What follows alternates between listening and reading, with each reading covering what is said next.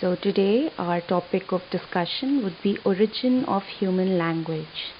I'm sure you all must be wondering, how did we come upon to speak a word, or how did we actually find that a word had a meaning? Now, to think of words or human language, the Greek writer Herodotus reported a story of an Egyptian pharaoh named Samek. Now, the pharaoh, after 2 years of isolation in keeping two newborn babies more than 2500 years ago, did an experiment in which he kept those babies in a company of goats and a mute shepherd. Now, the children were reported to have spontaneously uttered not an Egyptian word but something that was identified as Phrygian word bekos, which means bread.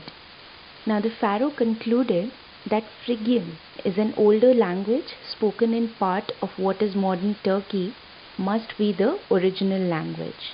Now, this is one part of the story of the origin of human language.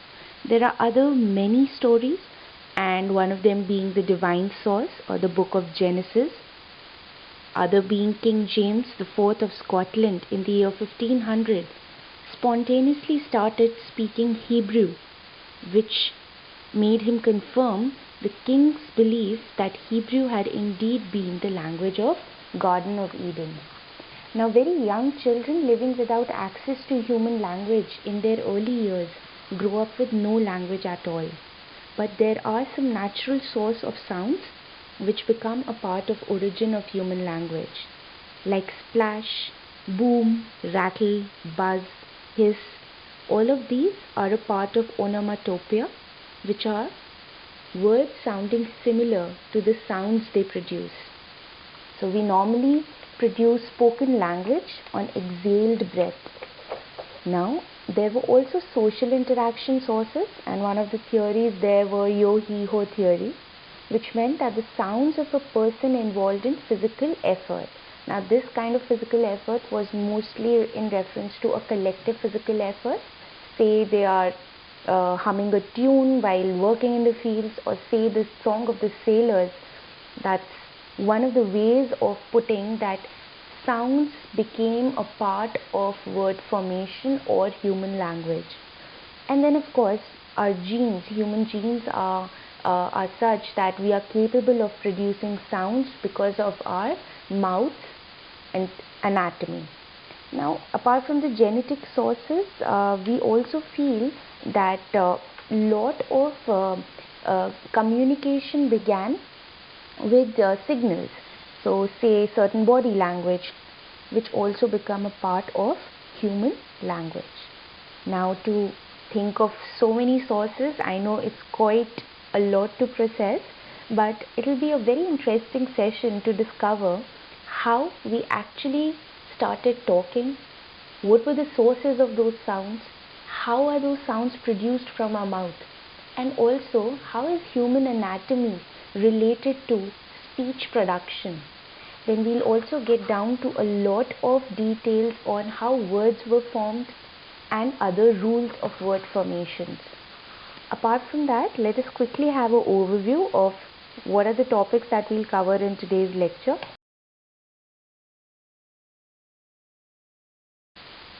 First, how do we speak? Second, the sounds of language. Third, sound patterns of a language. Then places of articulation. Then where are sounds made? So I hope you all must be wondering that how are these sounds being uttered from our mouth, and where are the sources of production? Then how are sounds made, and the evolution of human language. We'll trace how human language developed over the period of time. And lastly, how were words formed? So for this lecture, we'll cover these topics, and then we'll proceed to the next lecture and the next PPT that I'll be sharing with you.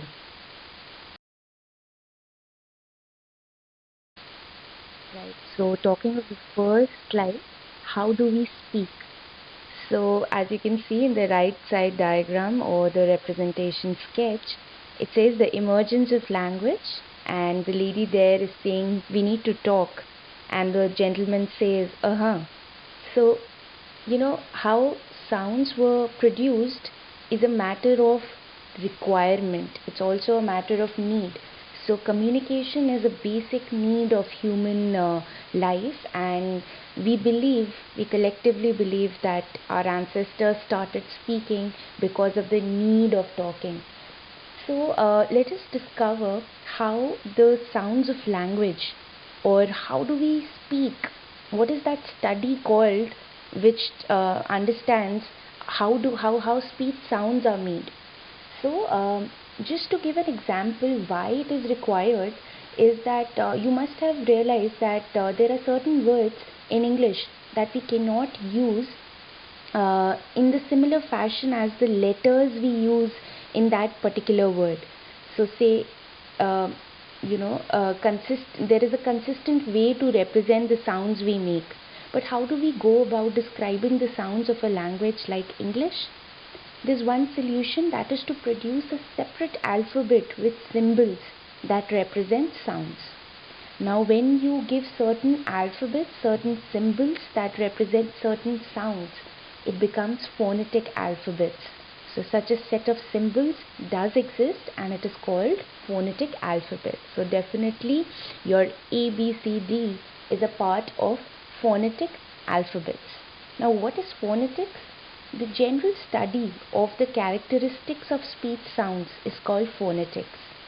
But our interest here will mainly be in articulatory phonetics, articulation phonetics, which is the study of how speech sounds are made or articulated.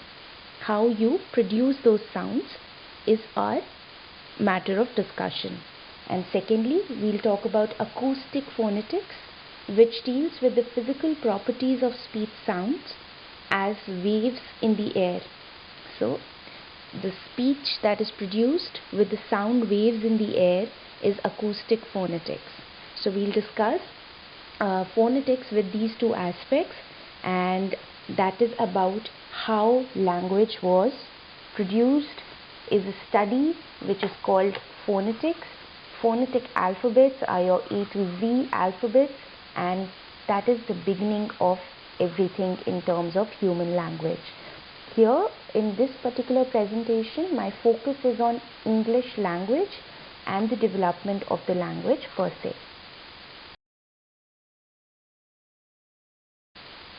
Alright, so now we come to the sounds of language. Again, we are talking about phonetics here. How the certain sounds in articulatory phonetics, how those speech sounds are produced using the fairly complex oral equipment we have. So oral equipment is in reference to the human mouth anatomy and how those sounds are produced from human mouth. So these sounds are basically divided into voiced and voiceless sounds. Let us first see how the sound is produced in itself. So any sound from human mouth occurs when the air is pushed out by the lungs up through the trachea or your windpipe towards the larynx.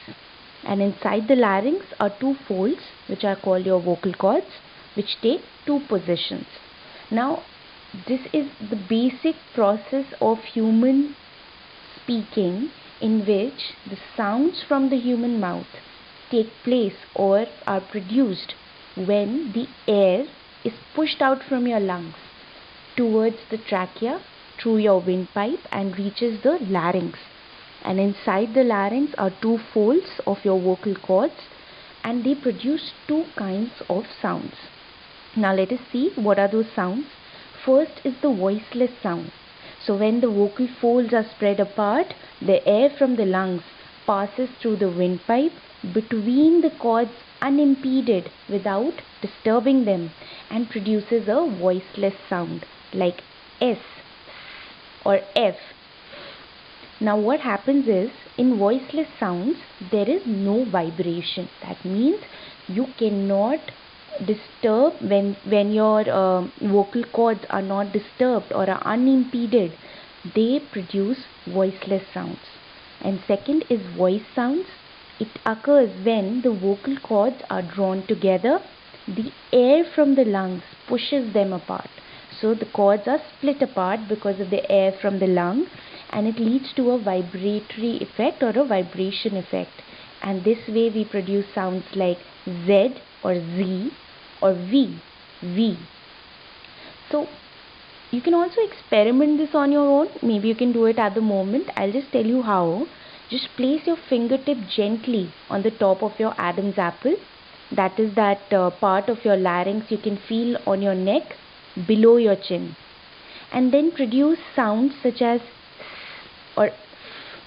Say you produce the sound of the letter S and F by placing your fingertip in position on your vocal cord. On your Adam's apple. So what happens?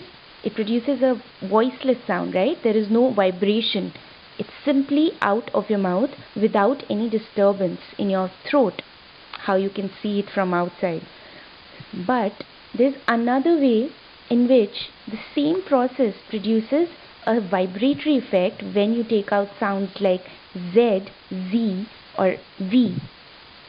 How? You put your finger on your Adam's apple and now produce the same sound of Z.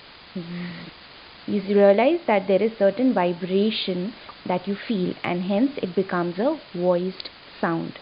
So that is about how the sounds of language are. They are divided into two categories, which are voiced and voiceless, and the process is from the mouth to the air pushed out by the lungs through the trachea and up to the larynx, and inside the larynx are two folds, and they are basically divided into two cases, you can say, in which one, when the folds are not disturbed, it becomes a voiceless sound, and two, when the folds are spread apart or are pushed apart, they become voiced sounds. So that is about sounds of language. Now we move on to the next slide.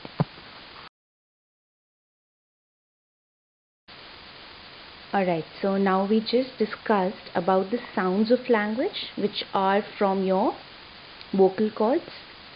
They are of two types, which are voiced and voiceless. Now let's look at the human anatomy, the human mouth anatomy, or the places of articulation. This is a very important part of how the sounds or the voices are produced, or certain words are produced using these articulatory systems of human mouth. So the places of articulation of the sound is explained through the articulatory system. And what does it comprise of?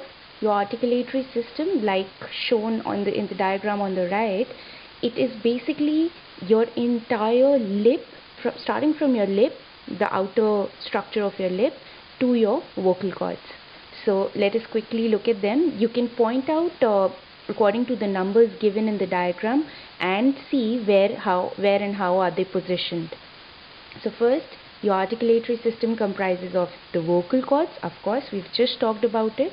Your lips, your teeth, which are also referred as dentals, alveolar ridge, hard palate, soft palate, your tongue, your jaw, and your nasal cavity. Now you must understand that all of these 9 elements of the articulatory system of your human anatomy are vital in producing all the words that you've ever heard of. So all of these will be, I'll just take them up in the next slide, how each part of the human anatomy helps us produce certain words and certain sounds. Now we'll move on to the next slide. So now that we've just spoken about where the sounds are produced, the anatomy of the sound system of the human body, we'll talk about where are the sounds made. So we are discovering the source as well as what sounds are produced from that source. So first let's begin with bilabials. Bi, that is upper and lower, and labia is lips. So your both upper and lower lips, when used together to form a certain word, is called a bilabial source of the word. So sounds formed using both upper and lower lips are bilabials. Now you can say these words with me. You can say it at the same time. When I say P-A-T, we say pat, pat. And then if I say B-A-T, it says bat, bat. So I hope you've just realized that both your upper and lower lips are being used together to produce the sounds from these two words. Now, how is it represented? In phonetics, bilabials are represented by a bracket, a square bracket, and the word letter P. Second, we come to labiodentals. Now, what were dentals? Dentals are related to teeth. Labio, like we just discussed, are lips. So, sounds formed by upper teeth and lower lip. Upper teeth in particular and the lower lip. Now, how do you identify words like these? The initial sounds of the word F-A-T. So when I say fat, fat, now you must have realized that your lower lip curls behind your upper teeth, and that is how fat the sound is produced. Or if you have to say the word V-A-T, you say vat, vat. So your lower lip curls behind the upper teeth, and that is how a labiodental sound is produced. It is represented by the symbol F, small letter F in square brackets. Third, we'll come to dentals. Now, sounds formed by the tongue tip behind the upper front teeth. Now, your tongue, when placed behind the upper front teeth, produces dental sounds. Example, the initial sound of the word T-H-I-N. Now say it along with me. Thin, thin. And the word F-I-N-A-L. Final, final. Or the sound of the word bath, bath. So what is happening here? In the word bath, the sound, the final sound that you take out, that is TH, bath. The tongue tip, your tongue tip touches the upper front teeth from behind, and that is how this dental sound is produced. It is represented by the symbol as shown, or is also called ETH, eth. Now interdentals, when certain consonants are produced with the tongue tip between upper and lower teeth, they are called interdentals. Next, we alveolar. Now alveolar is the front part of the tongue on the alveolar ridge. Refer to the diagram in the previous slide to locate the alveolar ridge. It is a rough bony ridge immediately behind and above the upper teeth. Now at the moment while I'm telling you these, it's good if you keep identifying it inside your own mouth anatomy so that you can exactly identify where they are located. So the rough bony ridge immediately behind and above the upper teeth becomes your alveolar ridge. Now where the sounds produced from the alveolar ridge are in words like TOP.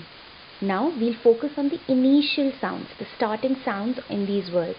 So when I say top, top, what do? I touch the tip of my tongue on the alveolar ridge right above the upper teeth and produce the initial sound in word like TOP, top, DIP, dip, SIT, sit.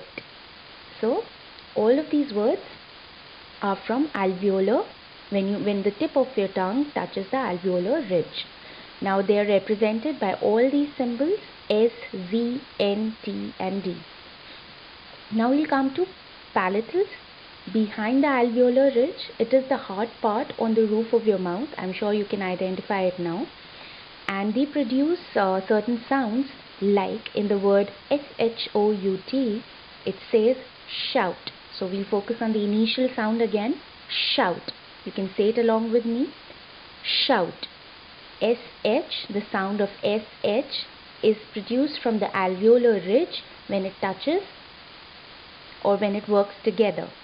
Or the sound in the word C-H-I-L-D, child, child.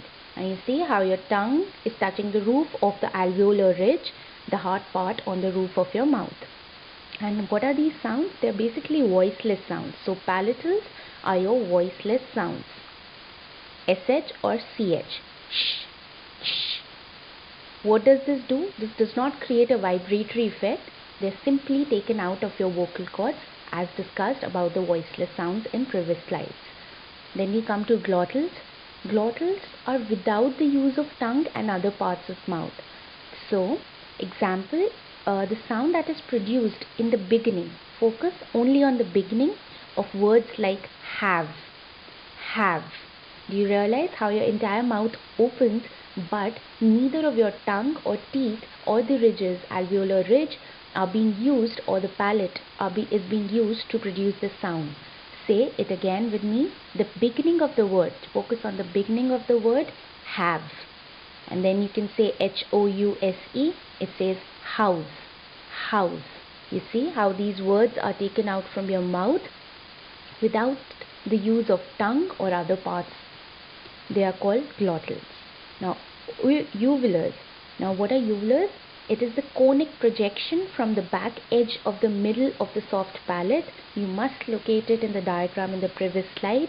Uvulars are usually that part of the human mouth when you have a bad throat and it turns all red. The uvular is seen projecting out like a cone-shaped projection at the edge of the middle of the soft palate. Now, the sounds produced in the pharynx occur in languages such as Arabic. Now, uvulars are basically those sounds which are produced in the pharynx, again refer to the diagram, and they occur in certain languages like Arabic. So, what are they? They are the final sounds in words like HOUR, hour, hour, or R. So, the sound of R, which basically represents the stops or the fricatives or the nasals. Arabic is usually considered as produced from the pharynx. So, a lot of sounds are produced and they are all voiced sounds. Okay. So, and say in the word air, air.